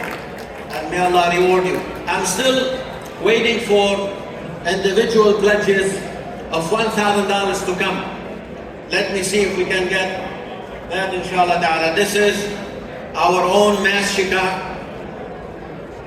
Yeah, it is Mass Chicago, $3,000. Islamic, also Payless Islamic Center, $3,000. Give them both a round of applause. $6,000 total from Mass and Payless Masjid. Jazakumullah khairan.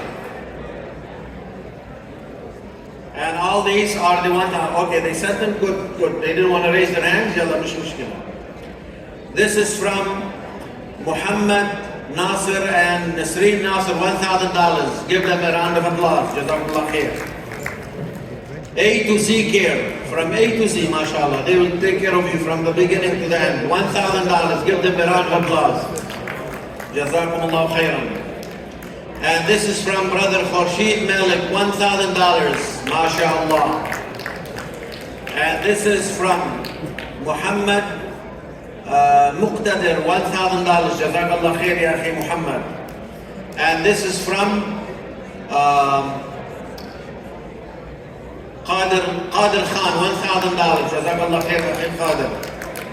And this is from the last name is Kaleem. Jazakumullah khair. I'm not sure the first name, how is it written?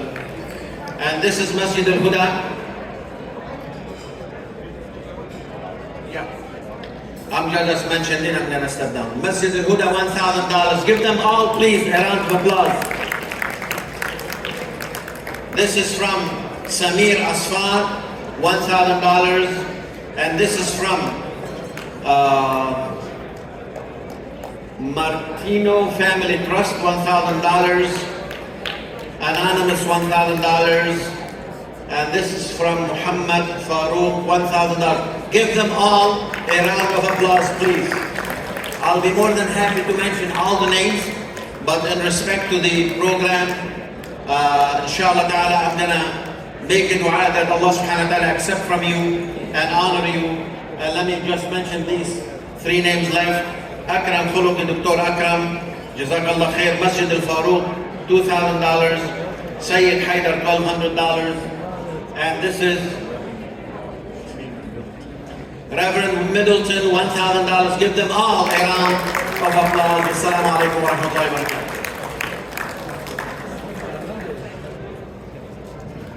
Okay, one more time for Sheikh Kifa. And a giant round of applause to our community. Our community comes together. Our community fundraises. Our community keeps us going. Let's give ourselves a round of applause. Now, I know it's getting a little bit late, but we're saving some really good things for this moment, and so I don't want you to move. I don't want you to leave. What I do want you to do is join me in welcoming a jewel of our community. Bismillah ar-Rahman ar-Rahim ar-Rafi, the exalter, the elevator, the one who lowers whoever he wills by his destruction and raises whoever he wills by his endowment. I introduce to you at this moment our brother and our friend, Ustad Ubaydah Evans, who is our keynote speaker for tonight. Are you shushing me? Are you telling me not to give this well-prepared introduction? Don't read any of that. Don't read any of that? Don't read any of that. Don't read any of that. The only reason to not read any of this is that Sheikh Ubaydullah Evans is so well known for the work that he has done in our community that I can completely put aside some of the wonderful words that I've said for him. Although I'd love to say them for you. Okay? He insists, and I just ask you to join me in welcoming a brother who raises my knowledge, raises my faith, raises my desire to move boldly forward as a Muslim every time I hear him speak. Please join me in welcoming Brother Ubaydullah Evans.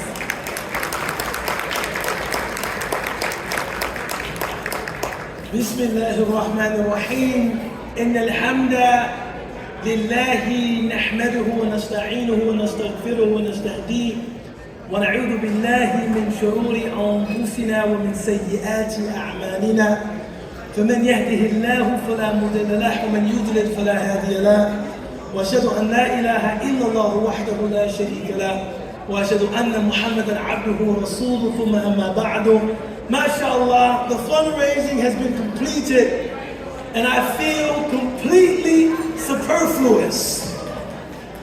I know that it's late. I know that many of you need to get home so that you can rest. But I do want to make just 2 points. One, this is an extremely trying time. This is an extremely difficult time. Our community globally is in a state of ibtila. We're being tried, we're being tested. Our brothers and sisters in Gaza and the West Bank are dealing with a self-serving, other-obliterating ideology in Zionism. And the extreme, disproportionate, aggressive military response of the State of Israel. We as a community are dealing with the fact that many of our neighbors appear to be indifferent. News networks refuse to condemn the actions of Israel in Gaza. We are dealing with a feeling of some hopelessness. We are dealing with a feeling of some powerlessness. And I want to share with you one story that I hope addresses some of this for our community. One scholar from our Islamic past, he was talking about ibtila, he was talking about struggle and difficulty, and he said, إِنَّمَا يُقَوِّيهِمْ عَلَى حَمْلِ أَقْدَارِهِ شُهُودُ حُسْنِ اخْتِيَارِهِ. That God gives people the ability to bear the difficult circumstances that He places them in by allowing them to see that He chose those circumstances for them. That it is no accident that they are experiencing the difficulty that they're experiencing. And that reminded me of when my wife was pregnant with our youngest, and we went to do the imaging. And we learned that she had an enlarged nuchal translucency, which somehow meant that she was at greater risk for Down syndrome. And I remember the physician recommending a test called an amniocentesis, through which we could learn with more precision how at risk our child was for Down syndrome. And I was very nervous, I was very uncomfortable, I was very anxious. So I did what all modern people do in such circumstances. I went on Google to see how other people dealt with a similar challenge. And I saw many people that had done this test, this amniocentesis, and they spoke of their experiences. Some people said, when I saw that my child had a 1 in 10,000 chance of having Down syndrome, I was immediately relieved. Another person said, when I learned that my child had a 1 in 5 chance of having Down syndrome, I prepared myself in these kinds of stories. But one woman's story really stuck out to me. I don't think I will ever forget it. She said that she did the amniocentesis, and the test revealed that her child, the child she was carrying, had like a 1 in 10,000 chance of having Down syndrome. And she said that she was immediately relieved at this news. But when she delivered and they brought the baby to her, they placed the baby on her chest. As soon as she saw the phenotype of the baby, she knew the baby had Down syndrome. And she immediately said, if there was a 1 in 10,000 chance, and I was that one, how blessed am I? How special am I?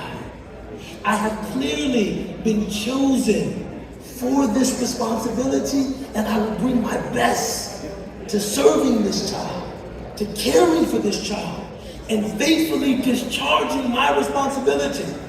And I thought about that line from that classical scholar, إِنَّمَا يُقَوِّيهِمْ عَلَى حَمْلِ أَقْدَارِهِ شُهُودِ حُسْنِ اخْتِيَارِهِ. That God enables people to carry the burdens that they have to carry through their recognition that the burdens they carry have been specially given to them by their Creator. This burden that we're carrying as a community has been given to us by Allah subhanahu wa ta'ala. And there are many silver linings in this moment. One of them is that we are beginning to discover our civic voice as a community. Allah Ta'ala says, "Kuntum khayra ummatin ukhrijat linnas." This is my second and concluding point. You are the best community that have been drawn out from people, linnas, limanfa'atin nas, for the benefit of other people. In this moment, we're finding out that there are lots of people. MashaAllah, she just gave me this. We're finding out that there are lots of people that have goodwill towards this community. We're finding out that many of our values are sorely lacking from American public discourse. We're finding out that not everybody looks upon our community with the same worn out, hackneyed stereotypes that are bandied about in the mainstream media. It is our responsibility to act as a collective, to maximize that goodwill and do the work of promoting Islam in our locality and nationally. I commend CIOGC for the work that they've done for the past 31 years. MashaAllah, I've been Muslim for about 23 years, which means I converted when I was like 4 or 5, if you're counting, right? And I've seen the growth of this organization. I've seen the consistency of this organization. I've also seen the consistency of these fundraising dinners that usually go the way that they went this evening. But it is always done in a spirit of good intention and goodwill. So I thank everybody who came out, everybody who donated, everybody who gave. I urge you to continue supporting CIOGC, and I look forward to seeing you next year. Assalamu alaikum.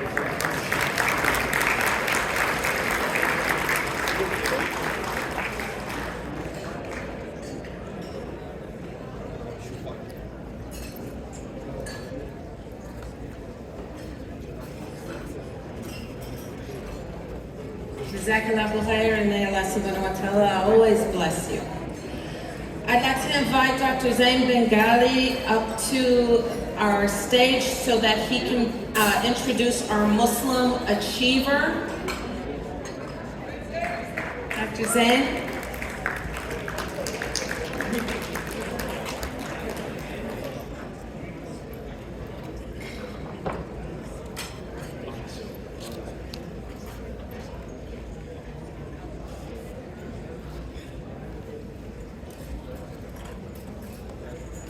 بسم الله الرحمن الرحيم والصلاة والسلام على رسوله الكريم اللهم انصر الإسلام والمسلمين اللهم انصر فلسطين اللهم انصر فلسطين اللهم انصر فلسطين. In the name of Allah, the most gracious, the most merciful, and may the peace and blessings of Allah be upon His last and final messenger Muhammad sallallahu alayhi wa sallam. O Allah, send your help to this deen of Islam and to the Muslims. O Allah, send your help to Palestine. O Allah, send your help to Palestine. O Allah, send your help to Palestine. O Allah, ease the suffering of all in the region. It is my privilege tonight to introduce to you the CIOGC Muslim Achievers Awardees. The Muslim Achievers Award aims to recognize members of our community that embody a pursuit of excellence in their profession. In our tradition, we have the concept of ihsan, pursuing excellence in our faith. Muslim achievers attain excellence in their profession, and they use that as a platform of serving their faith. In these tumultuous days, I do not have to explain to you the importance of having our voices represented at the highest echelons of various disciplines, across disciplines in our country. These achievers demonstrate their excellence in their profession and as a service to the well-being of the community. Their commitment to excellence is an inspiration and model for everyone, especially those who are just embarking in their careers. Nominations for the Muslim Achievers Award are open to the community and evaluated by a selection committee representing a wide swath of careers. Each individual is scored according to an evaluation matrix, and winners are selected from among the top scorers. This year, we are excited to present 2 excellent Muslim Achiever awardees tonight. We're going to present the first award and then take a little break, just in the interest of the program, and then I'll come back and present the second award. So our first awardee tonight is Dr. Haytham Al-Masri. Dr. Haytham Al-Masri is the founder and CEO of Hematogenics, a global biotechnology company focused on cancer research and cancer diagnostics, with offices and operations around the world. They help patients and partners navigate the complexity of cancer. Driven by intense empathy and standards of perfection, hematogenics successfully intertwines medicine and science, employing both doctors and scientists who work closely together in pursuit of its ultimate goals, excellent patient care and fighting cancer. Dr. Al-Masri was born in Damascus, Syria. Passionate from childhood, he graduated from high school as one of the top 5 students in the country and began his medical education at the University of Damascus School of Medicine. He continued his studies in higher education at the University of Wisconsin School of Medicine and the University of Glasgow School of Medicine, completing his residency in anatomic and clinical pathology at Regents Hospital in St. Paul, Minnesota, with subsequent fellowships in cytopathology and hematopathology at Loyola University Medical Center in Maywood, Illinois. Dr. Al-Masri's dream has succeeded by the grace of Allah because of his genuine passion for people, patients, and families, and he hopes to continue tackling questions about cancer to ultimately win the battle. From beginning to end, Dr. Al-Masri has been blessed with reliable, trustworthy, and brilliant teammates at work. And throughout it all, he's had his forever partner at home, his wife Rhoda, along with their 3 young men and their little princess. I would like to invite Dr. Masri to the stage to accept his award.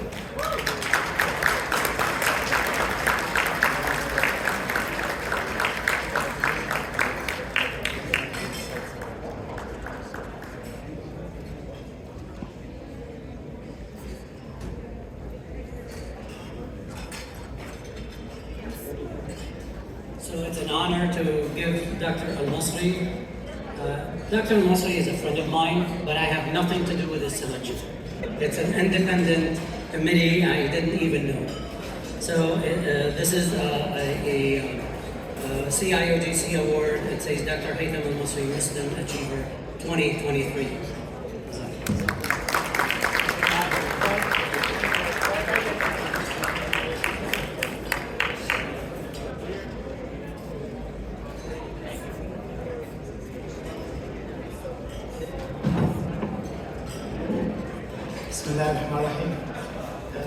When Sister Samina and Dr. Hamadi called me about 10 days ago to tell me about this award, I was actually very surprised, and I told them, although I'm very honored and very happy to receive this award, I told them there's more people here who are more deserving of it than myself.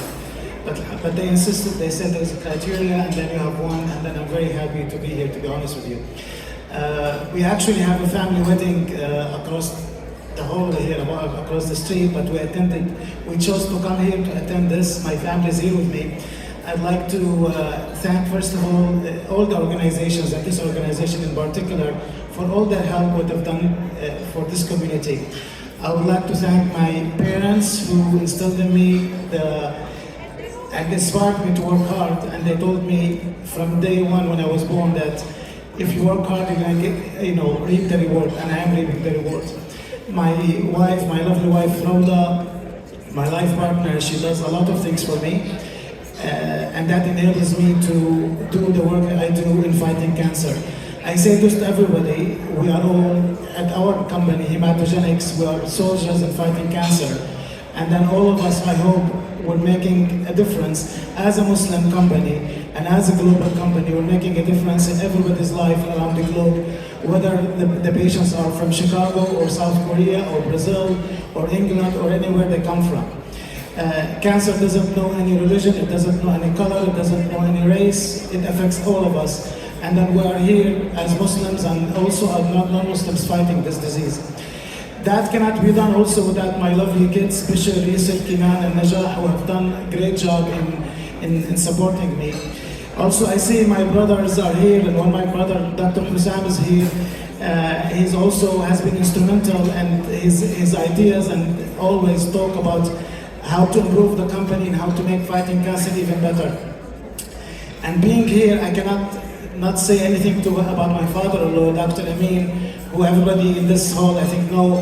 He's always been an inspiration for myself also, for all his hard work, all things that he's done. And my teammates at the company as well. And with your permission, my parents are here, they don't speak English, so I'm going to speak in Arabic if that's okay. Baba, Mama, أنا بالتكريم هون هذا تكريم لكم لبابا وماما. أنتوا ربيتونا ورضاكم علينا وصلنا وين وصلنا. الحمد لله رب العالمين. I would like to thank everybody and then thank you so much for listening to me. I really appreciate this award and I greatly appreciate it. And you have to forgive us, we do have to run to the wedding, but we have to go back to the wedding. So thank you everybody.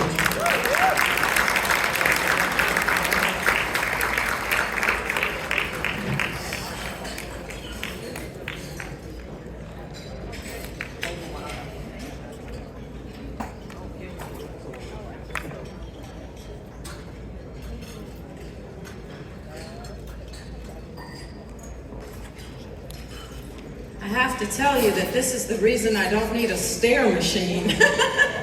I've been up and down these stairs enough today to count it as exercise.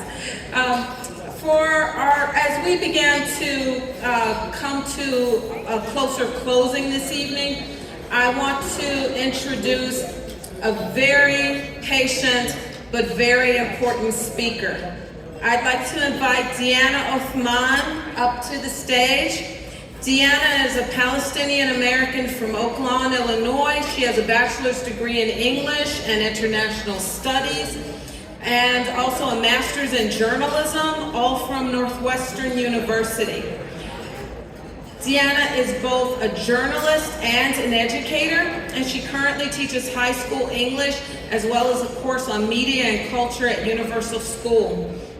She has a religion column on the Huffington Post and has also been published in the Chicago Tribune, the Chicago Sun-Times, Salon.com, The New Arab, and many other outlets. She has served as the assistant editor of Islamic Horizons magazine, and Ms. Othman has served on the board of the American Muslims for Palestine in Chicago for 10 years, and she's also served on the board of CIOGC. Deanna Othman is from the West Bank and has traveled to Gaza twice, most recently in 2003. And I'm looking around a little bit, Deanna. Oh, good, okay. I was about to give the long version because I'm like, I didn't see you moving. Please help me welcome Deanna Othman.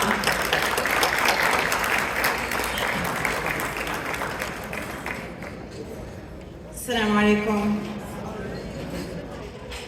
I'd like to thank CIOGC for inviting me to speak today.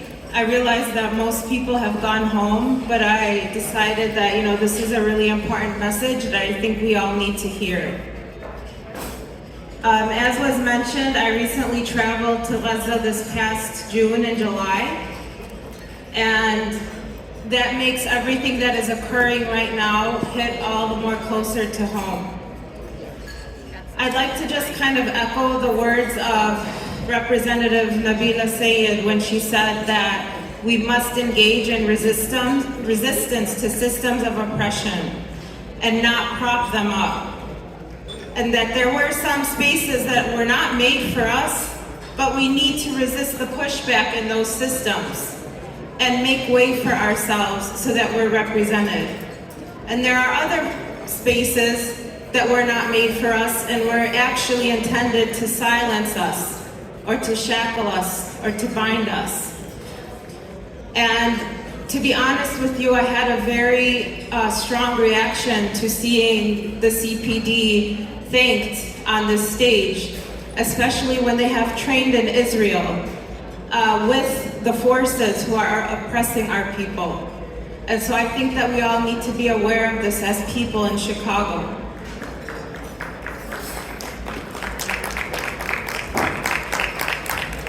I'm going to read for you words from my family, because their words are way more important than mine at this point in time. So these are messages that I've been sent by family members in Gaza right now. These are their first-hand accounts of what they are going through. They say, and these are my husband's nephews and nieces, "We haven't had bread in 4 days. Due to the chaos at Shifat Hospital, where my family and I have been sheltering since our displacement from our homes, I usually stay up all night and sleep during the day. At 3:30 a.m., I saw some guys with bread. Curious, I asked which bakery was open, and they told me there wasn't a line, so I should go quickly. It's a little far from Shifat, but I decided to go, as I'd rather die of starvation than stand in an hours-long bread line. I convinced another man to go with me in the darkness of the night, although he was scared of leaving. We spent the 8-minute walk reading dua and making tashahhud.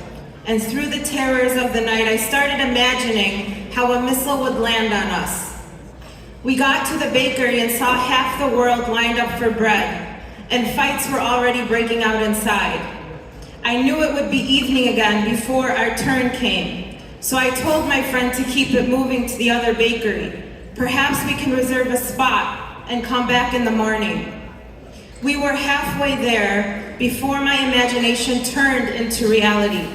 An artillery shell mortar landed in front of us. Luckily, we were at a crossroads and we were able to crouch behind a wall. All around us, other guys were making tashahhud and screaming. And I kid you not, I burst into laughter. How could a mortar shell scare us when we have master's degrees and constant war by now? Anyway, I walked back to Al-Shifat and found my friend had already ran there before me in fear. Alhamdulillah for shortcuts, for safety, and may we never crave bread again. I'll read you just a few more. The US teaches its schools at an early age Patrick Henry's iconic words, "Give me liberty or give me death." Yet America calls Palestinians terrorists. Where is the moral consistency? Every second is a raid, and every raid takes a portion of our living flesh and exposes the last remaining dignity of our rulers, if it exists at all. One night is equivalent to a lifetime's anxiety and pain. We die and suffer from the throes of death, and then we come back to life, and the same thing happens again. You are all dead, except Gaza. You are all not alive, except us. Praise be to God, we will be okay.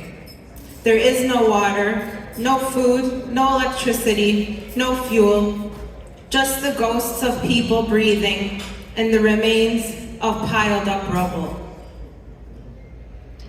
We call on our elected officials who have betrayed us most deeply in our hour of need to call for a ceasefire and an end to the siege. Politicians who parade about in our institutions, feigning their concern about Islamophobia while our families are being slaughtered. We are not so dim-witted that we do not realize that we are being baited with a crumb while our people starve without bread. We feel betrayed by our politicians, by Biden, by our governor who does not want to speak about ceasefire and has canceled our meeting with him. Every second, we feel the agonizing pain of convincing the world our people are indeed victims. Palestinian Americans and their allies must make these pleas everywhere they go, on the streets, in the classrooms, in workplaces, on college campuses, and of course, in the media. We call on all of our representatives from various organizations not to engage in normalization with groups who believe in Zionism, a racist ideology. If we cannot meet on the basic premise that Palestinians deserve to live without occupation and without apartheid, then we cannot cooperate with one another.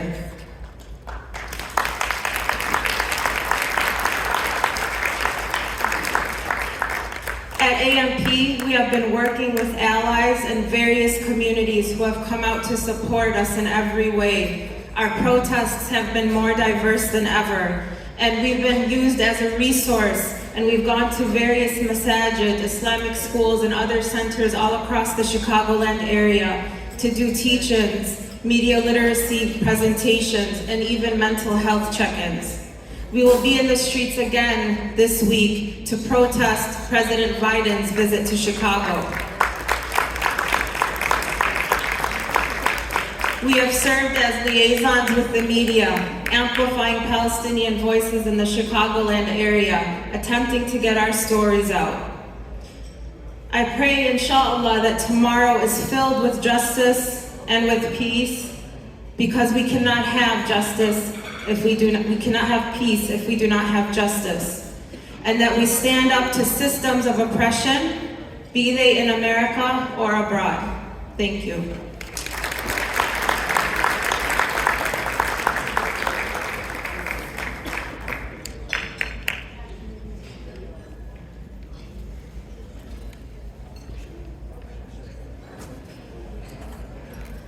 I'll invite Brother Zhang back up to, Dr. Zhang back up to present the award to our next Muslim achiever.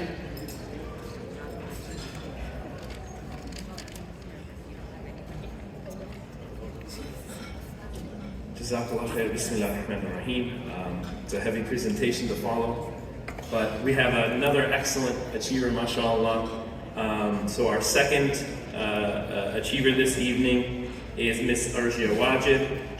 Ms. Wajid is an example from among the best to come out of our own community here in Chicago. She went to high school in the Chicago suburbs and has several degrees from the University of Illinois, including an MBA and Master's in Public Health. Ms. Wajid is an experienced healthcare executive with nearly 20 years of experience managing complex project teams and leading large health systems in transformational journeys. She has a proven record of accomplishments in clinical operations, strategic planning, process improvement, program development, and performance management. She has been a leader at a variety of healthcare institutions in the Chicago area, culminating in her current role as Clinical Director of Strategy at Advocate Aurora Health. Combining social justice activism, a passion for public health, and cross-cultural learning, Ms. Wajid's career has taken her across continents and even to the White House. She founded the national nonprofit organization American Muslim Health Professionals, also known as AMHP, in 2004. AMHP is an innovative group that lifts up Muslim health professionals to best serve their underrepresented communities. She brought this passion back to the organization's headquarters in Chicago after volunteering with medical relief trips in Haiti, Bangladesh, India, Ecuador, and Jordan. She understands that Islamophobia touches all spheres of life and that this intolerance must be tackled head-on in medical fields. AMHP does this by providing education and resources for medical facilities to improve their cross-cultural care, as well as provide specialized care to Muslim communities in order to reduce stigma around mental health. Ms. Wajid is a recipient of the 2018 Muslim Women's Alliance Inspiring Woman Award and has been featured in the Chicago Sun-Times, CBS Chicago News, and U.S. Department of State's Share America platform. I'd like to invite Ms. Wajid to the stage to accept her award.